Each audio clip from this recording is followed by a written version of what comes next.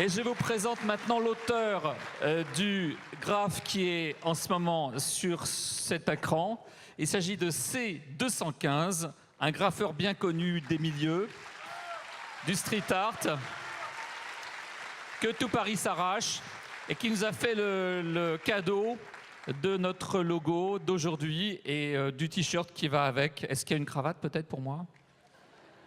Bonsoir à tous. Donc voilà, je m'appelle, mon nom d'artiste c'est C215, je suis connu pour mes fresques et notamment pour mes fresques plus citoyennes. Ici vous connaissez sûrement l'hommage que j'ai rendu à Ahmed Merabet, à Clarissa Jean-Philippe, à certaines des victimes de Charlie. Et lorsqu'on m'a proposé de réaliser un logo pour le Printemps républicain cette journée autour de la liberté d'expression et de l'humour, je me suis dit alors ça il n'y a pas de problème, on va bien rigoler. On a bien rigolé, non? Et donc, j'en ai parlé un peu autour de moi, on m'a dit « mais t'es dingue, mais pourquoi t'as fait ça ?» Voilà, donc j'en ai parlé, je dis « mais je comprends pas », on m'a dit « mais le Printemps républicain, que des sionistes islamophobes ». J'ai dit bah, « ça commence bien, c'est grave ça quand même ». Alors voilà, j'étais avec l'ami Plantu à Monaco, j'ai le hobby d'être pacifiste, et on était à un forum, on a dû répondre à un sociologue qui est très populaire, certainement très populaire dans cette salle, Pascal Boniface, qui me dit comment t'as pu faire le logo du Printemps républicain pour cette journée. Il avait l'air de voir ça d'un mauvais œil. Hein.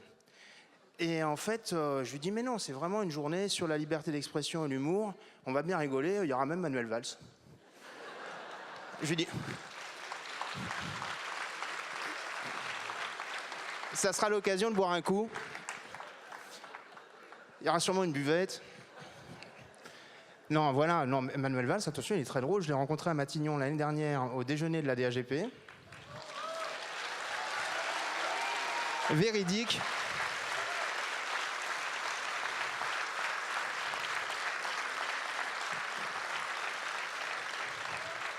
Je vais le voir, je lui dis, on m'a dit que vous étiez très drôle. Il a dit, qui a dit ça? Alors moi j'ai dénoncé tout de suite, j'ai dit Jérôme Coumet, il dit il perd rien pour attendre. Et c'est véridique. Non voilà, tout ça pour vous dire, il s'en souvient, tout ça pour vous dire qu'en fait l'humour, ça détend des situations les plus dramatiques. Ça désacralise même les sujets les plus graves et ça permet de rire des puissants.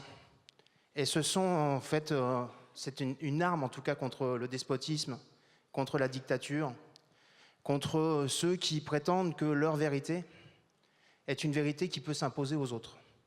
Et c'est en cela qu'on rentre en tout cas dans le champ de la laïcité. Toujours le même sociologue des sports monégasque, Pascal Boniface, me dit, ainsi qu'à Plantu sur scène, mais vous n'avez pas peur d'offenser parfois? On sait depuis Bergson que le rire, ça peut blesser. On le sait.